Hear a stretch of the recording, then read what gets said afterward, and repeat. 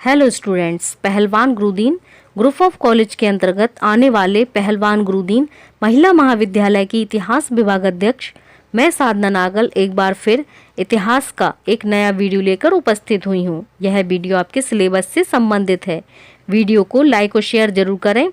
अपनी स्टडी को नियमित रखने के लिए पहलवान गुरुदीन के यूट्यूब चैनल को सब्सक्राइब करें और बेल आइकन दबाएं ताकि आपको नए वीडियो की नोटिफिकेशन मिलती रहे। इस वीडियो में मैं आपको भक्ति आंदोलन के कारण के बारे में बताऊंगी। भक्ति आंदोलन मध्यकालीन भारत का सांस्कृतिक इतिहास में एक महत्वपूर्ण पड़ाव था। इस काल में सामाजिक धार्मिक सुधारकों की धारा द्वारा समाज विभिन्न तरह से भगवान की भक्ति का प्रचार प्रसार किया गया। यह एक मौन क्रांति थी। भक्ति आंदोलन के कारण संक्षेप में मध्यकालीन भारत में भक्ति आंदोलन के व्यापक प्रसार के कारण निम्नलिखित थे। सरल धर्म की आकांक्षा। जनसाधारण के लिए कर्मकांड प्रधान या ज्ञान मार्ग को अपनाना कठिन था। वे ऐसा धर्म चाहते थे जिसमें पुरोहितवाद ना हो। भागवत धर्म के उत्थान के बाद ही याज्ञिक कर्मकांड कम होते जा रहे थे। भक्ति आंदोलन इस प्रकार के रूढ़िवादी विचारों के विरुद्ध था। समाज में ब्राह्मणवाद की जटिलता के कारण भी प्रतिक्रिया हो रही थी। ब्राह्मणों ने सर्वोच्च स्थान बनाए रखने के लिए विभिन्न सामाजिक तथा धार्मिक नियमों को बनाया था जो सामान्य लोग स्वीकार करने को तैयार नहीं थे। अल बरूनी लिखता है, समाज पर ब्राह्मणों का प्रभुत्व था। वेद अध्ययन, धार्मिक पूजा, आराधना, यज्ञ अन्य लोगों के लिए वर्जित था।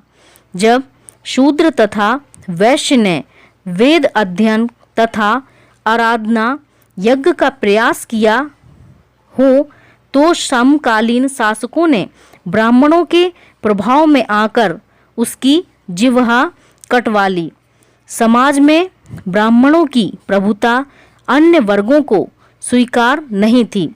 प्राचीन काल में बौद्ध धर्म तथा जैन धर्म ने भी यही प्रयास किए थे, लेकिन ब्राह्मण वर्ग ने धर्म के स्वरूप पर तथा उससे संबंधित कर्मकांड पर नियंत्रण स्थापित करके अपना प्रभुत्व बनाए रखा तथा निम्न जातियों के लिए मोक्ष के द्वार बंद कर दिए। यह धार्मिक असमानता भक्ति आंदोलन का कारण थी। सामाजिक समानता की आकांक्षा। भक्ति आंदोलन का दूसरा कारण सामाजिक असमानता थी। मध्यकाल में जाति व्यवस्था जटिल हो चुकी थी। अनेक विदेशी वर्गों को हिंदू समाज में सम्मिलित कर लिया था, जिससे हिंदू समाज में जाति प्रथा जटिल हो गई थी। प्रतिलोम विवाह से उत्पन्न संतानों का जाति प्रथा में कोई स्थान नहीं था। अस्पृश्यता की भावना में वृद्धि हो रही थी। बौद्ध और जैन धर्मों ने भी सामाजिक समानता के सिद्धांत को स्थापित कर दिया था, लेकिन ब्राह्मण धर्म की पुनर्स्थापना से जाति प्रथा भी जटिल रूप में पुनः स्थापित हो गई थी। अतः भक्ति आंदोलन इस प्रकार की सामाजिक असमानता के विरुद्ध विद्रोह था। भक्ति के क्षेत्र में सभी बराबर थे, अतः दलितों तथा अस्पृश्यों को समानता का मार्ग उपलब्ध हुआ। ईश्वर को स्मरण करना ही धर्म का प्रमुख लक्षण माना जाने लगा। अल बरूनी ने भगवान वासुदेव के शब्दों को इस प्रकार लिखा है, ईश्वर निष्पक्ष भाव से न्याय करता है। यदि कोई ईश्वर को भूलकर सत्कार्य करता है तो वह उसकी दृष्टि में बुरा है। यदि कोई बुरा कर्म करते हुए भी ईश्वर का स्मरण करता है तो वह उसकी दृष्टि में अच्छा है। मुसलमानों के अत्याचार। भक्ति आंदोलन दो चरणों में विकसित हुआ था। प्रथम चरण दक्षिण भारत में था, जो इस्लाम के आगमन के पूर्व था। उत्तर भारत में भी भागवत धर्म का प्रसार मुसलमानों के आगमन के पूर्व हो रहा था, लेकिन 13वीं शताब्दी में इस्लाम के उत्तर भारत में आ जाने से स्थिति में परिवर्तन हो गया। मुस्लिम शासकों के संकीर्ण धार्मिक दृष्टिकोण के कारण हिंदू समाज के लिए अस्तित्व का संकट उत्पन्न हो गया। मुस्लिम शासकों ने हिंदुओं को अपनी प्रजा नहीं माना, उनसे जजिया वसूल किया, उन्हें बलात् मुसलमान बनाया, न बनने पर बंद कर दिया। हिंदुओं को न्याय नहीं मिल सकता था। मंदिरों तथा मूर्तियों का विनाश करके हिंदुओं का सांस्कृतिक संहार किया गया। अतः ऐसी स्थिति में हिंदुओं ने ईश्वर की भक्ति में शांति प्राप्त की, जो दुष्टों तथा अत्याचारियों के विनाश के लिए समय समय पर अवतार लेता है। इससे पलायनवाद की भावना का भी जन्म हुआ।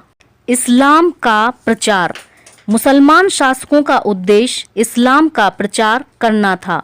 उलेमा वर्ग इसकी मांग करता रहता था। हिंदुओं को मुसलमान बनाने के लिए विभिन्न साधनों का प्रयोग किया जा रहा था।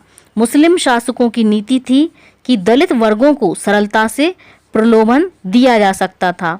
अतः भक्ति आंदोलन का एक कारण हिंदू समाज का संगठन दृढ़ करना तथा उसकी रक्षा करना था।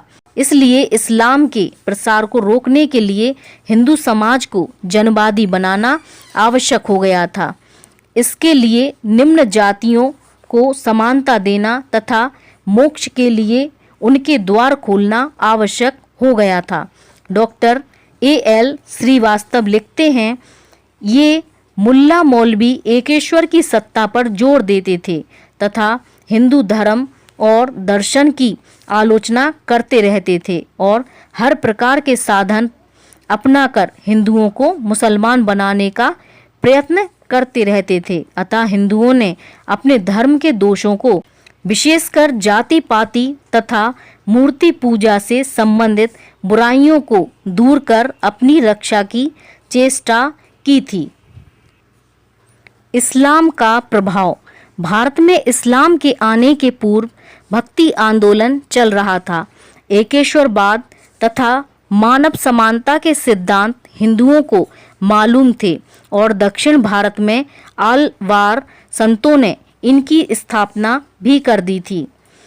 लेकिन इस्लाम का प्रभाव दूसरे प्रकार से पड़ा। एक ओर तो हिंदू धर्म तथा समाज में सुरक्षा की भावना उत्पन्न हुई, तो दूसरी ओर मुसलमानों से सहयोग तथा संपर्क का विकास हुआ। मुसलमानों के भारत में स्थायी बस जाने से इस प्रकार के सामाजिक संबंधों की स्थापना होना स्वाभाविक था।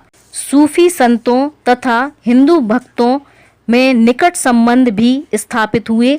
इन संबंधों से हिंदुओं को इस्लाम को समझने का अवसर प्राप्त हुआ। इसका प्रभाव यह हुआ कि हिंदू समाज आडंबरों तथा अनेक बुराइयों से मुक्त हो गया।